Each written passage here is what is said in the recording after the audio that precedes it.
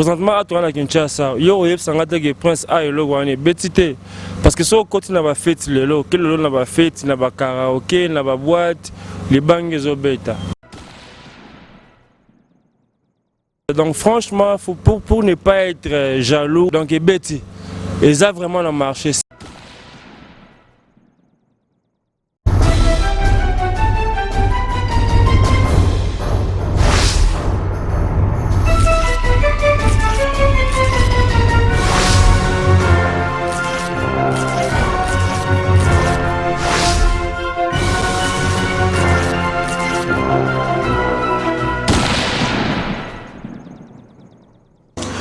Bonsoir fidèles internautes, nous sommes clébois.com, la chaîne d'actualité et d'information, ensemble avec les vôtres Bakali Prince, l'espoir de la presse. Un réel plaisir pour moi de vous savoir très nombreux, en train d'attendre les vôtres. Enfin, je suis là pour vous servir. Alors aujourd'hui, je viens avec un sujet pertinent que beaucoup de personnes ont posé beaucoup de questions aussi également parce qu'ils ont préoccupation à Batou. Babengi Babi Bakali Prince, salé la biso lecture, une analyse objective par rapport à disque, par rapport à générique, aux pistes sur les marchés des disques et aux bêta. Sur ce, Batou Balobayi qui est né par un, mais quand un peu décortiquer un tout petit peu générique, aux pistes, il y a Bercy Moine à Libanga. Comment ils se comporter sur le marché des disques parce qu'après confinement, tout le monde a production et zongi dans tous les 4 coins du pays, tout le monde a production dans la ville, tout le monde a production dans la cité, on a fait aussi également dans les milieux périphériques, mais tout le monde a Bercy à Zobétate. Pourquoi tandis que Azan a succès? Succès. Na linga mama on peut ele ka inaperçu comme biso toza ba pandisango, il faut to lobela yango sur le plan médiatique. Mais avant d'y arriver là parce que vous avez intervention des uns et des autres ba lobela concernant ce sujet pertinent. Merci à toi de la nation tonton banda patron de clébois.com boss. Merci Pichu Mangaya boss lady de clébois.com, boss lady de moi. Amporo Herman garçon slim, ozo slimé bango toujours parce que clébois.com est la chaîne ya excellence. Yaouli mon chaîne Nico Damboka, merci à toi champion Adol. À La Rochelle, grand prêtre Dipa Mystique. Merci pour l'iPhone 10, champion à La Rochelle. Sans oublier, il y a Gauthier Mascotte, leader à Londres. Il y a Gauthier Mascotte, Yannick Mambeke, l'impresario. Merci à toi, Yannick Mambeke. Fidèles internautes, ça pour autant monopoliser la parole. Je suis avec un amoureux de la bonne musique, un monsieur qui maîtrise bien la musique congolaise à la personne de Lambert Itoya qui je les salue. Bonsoir Lambert. Oui, bonsoir Prince Bakali Mopanzi Sango. Alors, tous à clébois.com, la chaîne d'excellence, partout dans le monde, dans la minute, grand monsieur, président d'homme Nalil Mokonzalil, maman Emiline Zemba, tous peuplés en bétolo, impressionné pour la toute première fois chez Prince Bakali dans clébois.com. Ouais, tout d'abord, bonsoir, on a votre nom Landa Bisso. Donc, partout dans le monde, là où vous êtes, donc, moi, Lambert Itoy en personne, je vous salue. Donc l'impression est très bonne parce que c'est Prince Bakali. Parmi les courageux, tu es présent, donc Prince Bakali. Et puis toi, tu fais un peu différent comme les autres, quoi. Comme un comédien, comme un journaliste, comme un chroniqueur, comme un artiste. Donc c'est un peu différent par rapport aux autres. Donc moi, pour moi, tu es parmi les meilleurs. Merci Lamberito. Et alors revenons dans les sujets par rapport à Bateau Télévision partout dans le monde. Comme tu as été présenté, tu maîtrises bien la musique. On a une idée au groupe ça par rapport à ce sujet Nabiso. Il est sorti à Libanga et à Bercy Nakin par rapport à l'évolution dans Yango étant amoureux à la bonne musique. Public quinois, public à la bonne musique, yambi yango ndengini. Non, il faut être sincère, hein. Il faut être sincère. Et là, on a yamba mi na mato ya ba congolais nyonso.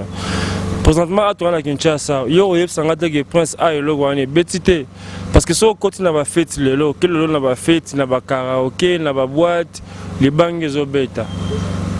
Donc franchement, pour ne pas être jaloux ou quelque chose comme ça, donc plein vraiment, donc Betty. Et ça vraiment le marché, situation est bien. Mais sauf que ça va sous-sunde, la question est la réponse est par rapport à la question mais tu as quand même ça va bêta. Ok, so beta me batum so bien sa musique moro éphémère, et sa musique moro ya ba 6 mois, 4 mois parce que oui, c'est bien bon et so beta parce que musicien tant so beta déjà, il faut revenir là, il faut déjà rendement payer ça par rapport ya œuvre naie. Sur ces musique wana batum so ba bien en musique à 6 mois, 4 mois à so beta pété. D'abord, il faut que Bercy dans l'orchestre. Chassali, Libanga, dans l'orchestre. D'abord, que bêta, dans un concert, dans un blog, mora bongo, parce que son bimisi est loco. Il faut retomber là, on est là. Retomber Libanga Zanine. Il faut n'engue bêti na bar, n'engue bêti na coin, n'engue bêti na téléphone à bateau. Là, je crois pas. Parce que retomber à l'eau fait créer ma production et puis et matisapé na mutu oyo asali et l'orona. Bon pour nangai si il faut à venir la ngoeza la moulaï donc le monsieur Bercy Moana il faut travailler en conséquence.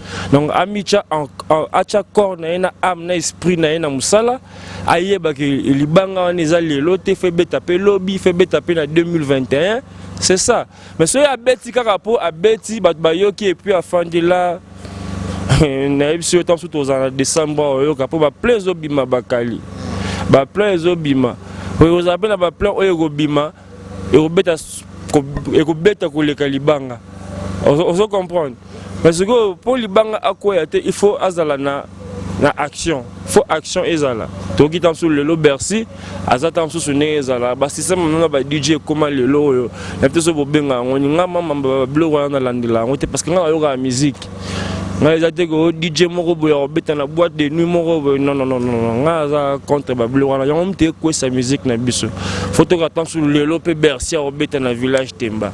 Vous comprenez? Le lo pe tam sur Bercy obeta na tenue de la Gombe. Bah retomber en wana pourquoi parce que à boire que le remords na marché et pessier makambo ils ont arrêté que boire que le remords lelo et après 2 mois 3 mois 4 5 mois au fandi bat ba betara le sola libanga ba betango jusqu'au parce que par rapport à travail wana obi a travaillé en conséquence sur ce tout le monde libanga déjà et bimi c'est que travail et sali alors curiosité sur les plans artistiques artiste à atteindre sur 10% européen, c'est combien de pourcentage? Les Zinga sur 10% à 4 sur 10. Le travail est en assez. Travail en assez. C'est un bosseur. La langue bien maintenant le bas. Il y a des musiciens. Ça ne même pas la moitié. Voilà. Les musiciens, c'est un bosseur. Sur la PC 7, 8, 9. Place à Fandi. N'habitez sur na roide ou bien na roide. Tenga na PC 4 parce que dans la poste ya roide le Bercy a kende liboso. Nous sommes des jeunes bakali. Le lo Bercy à la makambu lelo et la fierté na biso ya jeunesse. Vous comprendre. Héritier le lo so à la makambu. Et la fierté le monde le biso ba jeune tous fier d'héritier pourquoi parce que nous défendons la musique.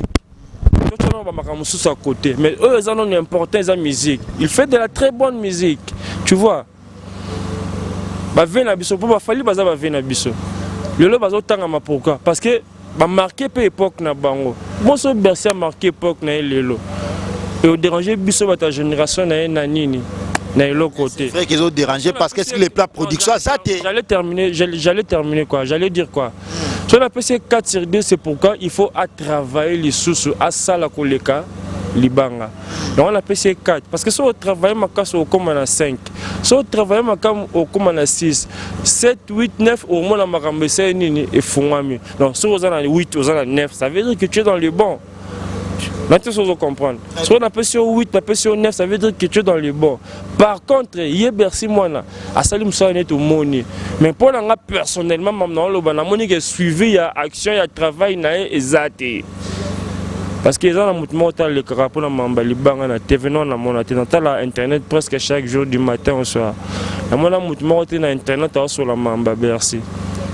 On a déjà un peu sur des avantages à libanga parce que le monde libanga là, les libanga ya bambi a bambi barozong c'est là on peut faut faire attention mon frère. Donc c'est un peu ça. Merci beaucoup. Il s'appelle Lamberito et en tout cas, parce que ce n'est juste qu'une analyse objective par rapport à cette piste que beaucoup de personnes ont posé aussi beaucoup de questions par rapport à cela. Et on a un peu trier, mais un peu décortiquer beaucoup plus davantage et vrai artiste musicien parce que ils ont juste rubrique moko sa polémique to évoluer avec yango na ndengwana, mais pour ne pas y aller loin na clôturer na yo na bateau beaucoup plus partout dans le monde et bateau peut se rappeler na face na yo tant ba mono na clebois.com message ni européen ça Bercy personnellement et puis ba mélomane au ba meka un peu ko polémiquer par rapport il y a œuvre il y a Bercy wana par rapport il y a départ na yo aussi également na kati ya Latimwata. Donc message comme conseil quoi parce que à part conseil na mo lo na rôle banalité conseil nga na rope ça na Bercy non ça vraiment bref Bercy sur Zolandangai on se connaît pas mais moi je te connais parce que tu es un artiste donc mais quand un peu qu'on s'organise na vie na carrière na tala ici ko outil tala parcours musical na yo donc Félix Oazé quoi Ferrigola Ouerason Moutasuko quoi na ezaki héritier bon ma place nyos oyo leki wana je crois pas que ba leader na on bazaki méchant envers yo ou soit yo zalaki méchant envers ba leader na mais au tamboli déjà moi mouké par rapport ya âge na vie parcours ya vie jamais au tambola poto comme sika tozolinga to koma tozanano poto za ba jeune il faut qu'on se le dise. Mais quand on coach moi organisation de la vie, ou soit tu fais ton carrière solo jusqu'au bout, pour un conseil à la PSO, ou soit au luki et c'est comme au fanda, au sala pendant vie dans le calme, dans le sérieux. Parce que moi quand j'étais petit, mon père me disait toujours, moi non afandi awa, afandi kuna, lobby aza kuna, en éducation malamote. Donc l'orchestre on les appelle le roi bandako, ils appellent le roi de famille. Orchestre c'est en éducation, orchestre c'est en famille. Tu es un grand garçon, ils ont le roi de parents, alingi suko abala, azape musala, afanda à s'organiser. Ngana ngana lora mabina olobana ote na ofinga yote na zape compte fixé na ote ou soit faloza na la team ou soit falo longwa. Moi je suis pas là-bas. Moi je suis pas porte-parole, je suis pas missionnaire. Un peu sur conseil étant que moutou normal, étant que tout congolais, étant qu'analyste. Donc un point barre, organise-toi, prends ta vie au sérieux ou soit tu es dans le bon chemin ou soit tu es dans une famille mais Lucas c'est qu'on est famille au Eurofanda au dérailler les sous-soutés parce que conseil on appelle ce cas on a mon afandi awa en éducation mon côté donc en éducation partout où il y a les cas qui en a à l'ocôté donc il peut savoir mon tout passé donc c'est un peu ça merci à dédicace non dans la dédicace je salue mes deux bébés chéris parce que j'ai deux bébés chéris et la troisième maman là-bas donc mes bébés chéris Baby Malanga, Roxane Malanga, Nadine Mangono, mon amour. Donc un point barre. Merci Tims Kabengele, l'homme des immeubles, bon séjour à Kinshasa. L'homme des immeubles, le patron Tims Kabengele, merci à toi, merci infiniment à toi Yannick Mambeke, l'impresario. Yannick Mambeke, l'impresario. Wallace Makengele, moi la commune à Kinya Solo à l'étranger. Wallace Makengele, moi la commune à Kinya Solo à l'étranger. Maman Emeline Zemba, il y a tous pépélé à Mbetolo, ma maman. L'homme avec sa marque de vêtements béton, Christian Bobo Béton. L'homme avec sa marque de vêtements béton, Christian Bobo Béton. Merci à toi, président d'Homme de Lille, mon compte à Lille. Il y a Willy Pensiene, les bailleurs de fonds. Il y a Willy Pensiene, merci à toi, les bailleurs de fonds. Et puis merci, champion Adol, la carte à La Rochelle. Ma belle maman va dire pas mystique, va parler mystique, champion Adol très fort. Alors, par rapport à ce sujet, tu me un peu dans le tout au départ, que tu me linga qui est le cas inapercité. To meka ki kolobisa batu siriango mais to tria ki juste au pis ya Bercy moi na ki libanga batebele ba se poser ba question ba Prince Bakali mais batu baso lobela yango te Prince Bakali ezobeta na ba feti bo ndenge la mérito ya lobby par rapport ya au pis ya Bercy moi na meka un peu ko décortiquer yango à se pencher beaucoup plus kati na au pis wana a pesi biso ba piste de solution et puis to acquérir ba idée aussi beaucoup plus kati na maluba na ye alors ezobeta mais sur le marché des disques, sur les plats production, à Zate, c'est dit à quoi? tous ces paramètres, en tout cas, bon, on a toujours dans le que non, chacun va parler à sa manière concernant ce sujet important qui est pertinent aussi également.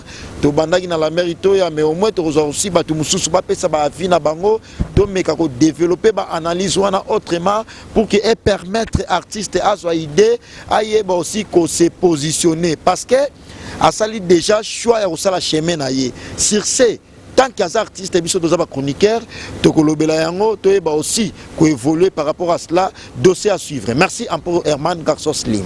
Je suis bel et bien avec Faro Nanga qui je les salue. Bonsoir Faro. Ouais, bonsoir grand journaliste Prince Bakali. Alors tu es à clebois.com, monde des hôtels na minute de la nation tonton banda patron, ba Pichu Manga boss lady la française, tellement linga que moi mingi comment ne kota moi trop, boss lady Pichu Manga la française. Encore Herman Garçon Slim, baotalo na monde na minute ba grand monsieur baotala yo ba yo limusheni ko da moka baotala yo sujet na biso minute so ezakue ba pisse bima sur le marché des disques mais to meka un peu trier au pisse ya Bercy moana o ezo sala la pluie et le bon temps mais sur les plats production en zate dans le marché des disques. Tu as une idée à donner par rapport à cela?